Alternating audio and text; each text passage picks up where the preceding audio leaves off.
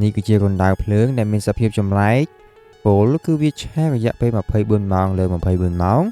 និងមានអាយុកាលមកដល់បច្ចុប្បន្នគឺ50ឆ្នាំមកទៅហើយវាឆេះអត់មានរលត់ទេណាគឺឆេះរហូតតែម្ដងវាមានឈ្មោះថា The Door to Hell ច្រកទ្វារទៅឋាននរកឬក៏ The Door to Hell នេះគឺជារណ្ដៅភ្លើងធម្មជាតិដ៏ធំមួយដែលកំពុងឆេះស្ថិតនៅក្នុងវាលស្រេចការកម្មដែលស្ថិតនៅក្នុងប្រទេសទូមេនីស្ថានដើមហេតុនៃបង្កឲ្យមានការឆេះនេះបែបឡើងគឺដោយសារនៅក្នុងឆ្នាំ1971ប្រទេសទូមេនីស្ថាននេះគឺស្ថិតនៅក្រោមការគ្រប់គ្រងរបស់សហភាពសូវៀតហើយគេក៏មានការជីករុះរករ៉ែធម្មជាតិផ្សេងៗផងដែរជីកចុះជីកឡើងក៏បង្កឲ្យមានការបាក់ស្រុតដីហើយអ្នកជីកទាំងនោះគិតថាបើសិនជាបន្តទុកដីនៅបែបនេះខ្លាចភាយនៅឧស្ម័នមេតានដែលឧស្ម័ននេះអាចបង្កប៉ះពាល់ដល់មនុស្សសត្វផងដែរគាត់ក៏បានយកភ្លើងមកដុតឲ្យគិតថាដុតឲ្យអស់ទៅវានឹងលែងមានឧស្ម័ននឹងហើយក៏គិតថាដុតទៅរយៈពេលប្រហែលជាមួយអាទិត្យទៅពីអាទិត្យគឺវាលុតវិញហើយប៉ុន្តែវាមិនដូចអ្វីដែលគាត់គិតគឺឧស្ម័ននោះបានឆេះបន្តឆេះរហូតមកដល់បច្ចុប្បន្ននេះឯងហើយទាំងនេះគឺជាដើមហេតុដែលបង្កឲ្យរណ្ដៅភ្លើងនេះគឺឆេះរហូតទីតាំងរណ្ដៅនេះជាក់លាក់គឺស្ថិតនៅក្នុងជិតភូមិដាវីសាហើយប្រហែលជា260គីឡូម៉ែត្រពីរដ្ឋធានីអាស្កាបាត់ទំហំនិងរាងរបស់រណ្ដៅនេះគឺវាមានកត់ផ្ចិត69ម៉ែត្រនិងមានជម្រៅ30ម៉ែត្រហើយតើតើដាតភ្លើងវិញដាតភ្លើងវាអាចឆេះចាប់ពី10ទៅ15ម៉ែត្រវាអាស្រ័យទៅលើខ្យល់នៅតំបន់ហ្នឹងមកសីតុណ្ហភាពវិញគឺវាប្រហែលជាកើនឡើងទៅដល់50អង្សាសេហើយជួនកាលវាឡើងខ្ពស់ជាងនឹងក៏ថាបានដែរហើយបើសិនជាក្តៅម្លឹងហើយសួរថាមានអ្នកហ៊ានចូលនៅក្នុងនឹងអត់ប្រកាសជាមានលោកគឺមានឈ្មោះថា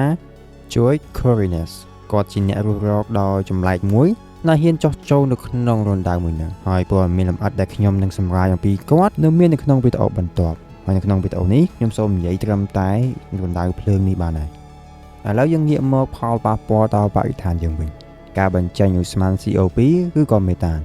បង្កើនឡើងនៃការឆេះនេះអាចបង្កឲ្យមានបញ្ហាដល់អាកាសធាតុរដ្ឋាភិបាលទូមេនីស្ថាននេះក៏បានព្យាយាមបិទរណ្ដៅនេះច្រើនដងច្រើនសារដែរប៉ុន្តែវាមិនទាន់ជោគជ័យពាក្យថាមិនទាន់ជោគជ័យនេះមិនមែនមានន័យថាបរាជ័យទេ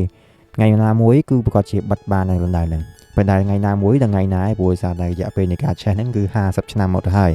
រណ្ដៅហ្នឹងមិនមែនបានន័យថាអត់មានប្រយោជន៍ដល់ប្រទេសទូមេនីស្ថានទេគឺវាមានប្រយោជន៍ដែរដូចជាតាក់ទាញភ្ញៀវទេសចរបានមកមើលទស្សនានៅបាតុភូមិប្លែកៗនៅតំបន់ផ្សេងៗអញ្ចឹងទៅដល់គេដឹងថាប្រទេសនេះវាមានដែរអញ្ចឹងគេមកមើលនៅរណ្ដៅដែលមានឈ្មោះថា Go to Hell ហ្នឹងហើយភ្ញៀវមកចូលទស្សនានៅក្នុងតំបន់ហ្នឹងគឺមានរាប់ពាន់នាក់នោះនៅជារៀងរាល់ឆ្នាំអញ្ចឹងចំណូលក៏បានជាចំណូលដល់ជាតិមួយដែរ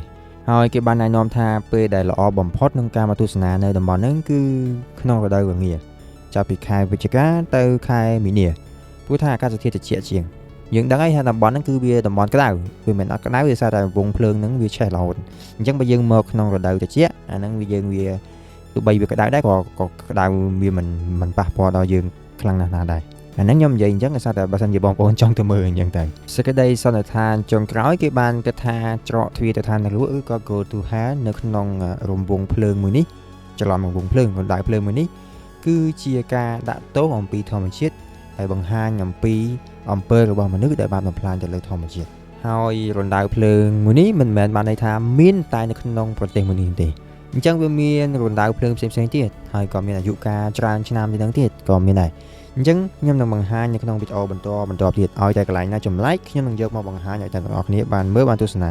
ជាការកំសាន្តក៏ចាត់ទុកថាជាចំណេះដឹងទូទៅមួយចុះអូខេអញ្ចឹងវីដេអូខ្លីដែលនិយាយអំពីរណ្ដៅភ្លើងមួយនេះក៏ដល់ទីបញ្ចប់បើសិនជាពេញចិត្តនៅវីដេអូមួយនេះកុំភ្លេចជួយ like share subscribe អ្នកមួយផងអរគុណសម្រាប់ការទស្សនា Thank you for watching Goodbye